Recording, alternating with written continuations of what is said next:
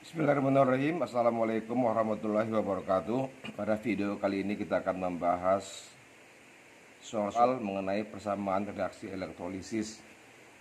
Yang pertama, buatlah persamaan reaksi elektrolisis dari larutan ZnSO4 dengan elektrode grafit atau karbon.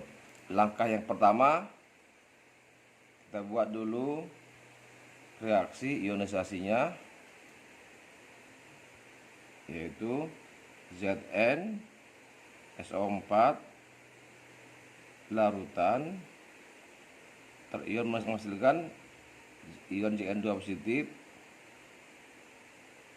dan ion SO4 2 negatif.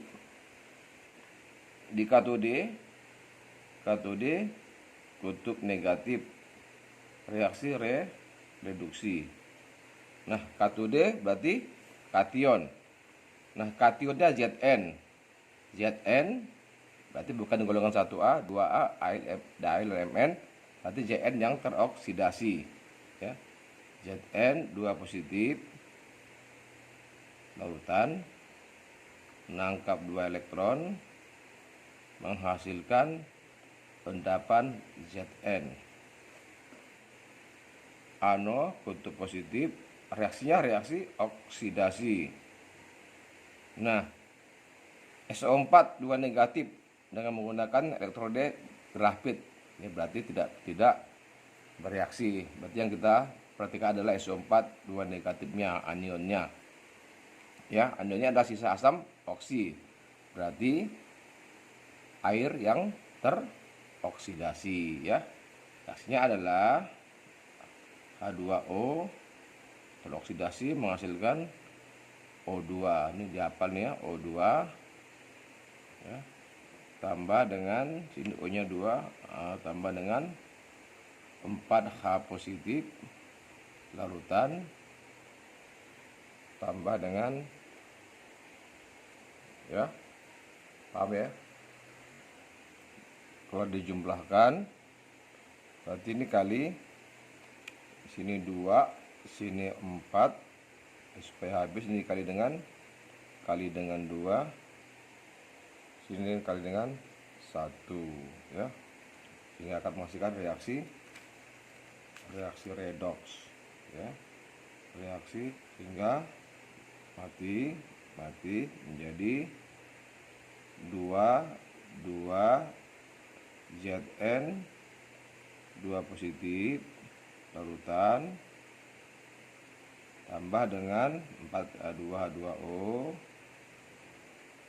di liquid, ya, menghasilkan 2 Zn tambah dengan gas O2 dan 4H positif. Ini reaksi redoks yang terjadi, ya. Paham ya? Berikutnya adalah yang B, larutan Na2SO4 dengan elektrode Cu. Ini berarti elektrode yang tak inert, yang tidak inert, berarti ikut bereaksi. Yang langkah pertama kita buat dulu reaksi ionisasinya. Na2SO4 larutan terion menghasilkan 2 Na positif larutan dan SO4 2 negatif larutan, ya. Nah, reaksi di katode kutub negatif berarti reaksi reduksi, berarti yang menuju katode adalah kation dan air. Ya, di kation, ya, di katode. Nah, Na positif akan bersaing dengan air. Nah, karena Na golongan 1A, ya, ingat 1A, 2A, AlMn, maka air yang terreduksi. Berarti Na, ya, kalah dengan air, berarti yang menang adalah air. Berarti air yang terreduksi H2O menangkap elektron, ya, 2 elektron, ya, reaksinya nanti menghasilkan gas H2 tambah dengan 2 OH negatif ya. Sini 2 liquid. Ya, karena Na adalah golongan 1A.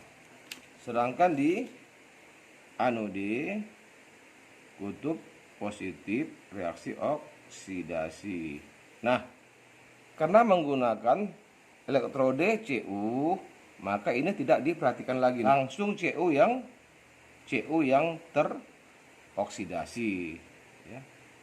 Jadi Cu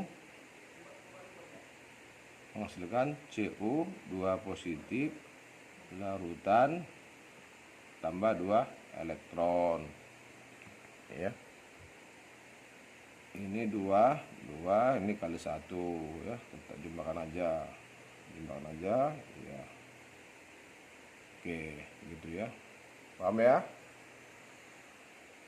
Saya ulangi lagi, karena menggunakan Cu berarti anion tidak diperhitungkan, langsung Cu itu yang teroksidasi ya, karena menggunakan elektrode yang tak inert, berarti ikut bereaksi hanya di anode saja. Berikutnya untuk yang C, lelehan Al2O3 dengan elektrode C. Lelehan berarti tidak menggunakan air. Di langkah pertama tetap buat dulu reaksi ionisasinya Al2O3, lelehan atau leburan menghasilkan Al3 positif ya, plus 3 tambah dengan O, sini O2 negatif. Ya, terion menghasilkan 2Al 3 positif dan 3 O2 negatif ya. Ingat lelehan. Jadi kalau di katode kutub negatif reaksinya. Nah, meskipun dia golongan L ya, tapi dia tidak mengandung air, maka langsunglah kation itu yang terreduksi di katode. Berarti Al 3 positif. Ingat angka 2 ini kan untuk ini aja ya, tidak pengaruh. Angka 2 ini kita menggunakan kationnya aja. Al ya, 3 elektron, sama nih, harus sama nih, menghasilkan endapan Al. Sedangkan di anion kutub positif reaksi oksidasi, jadi O2 negatif menjadi O2 gas. Setarakan sini 2 ini ya, tambah dengan 4 elektron ya. Kalau mau dijumlahkan bisa ya. Ini kali silang, ini kali 4, ini dikali 3, ini ya, kali 3 kali 4 ya, jumlahkan sendiri bisa ya, ini tambah gitu ya. Yang D, larutan CuSO4 dengan elektrode yang bervariasi, di katode Fe, di anode Zn ya.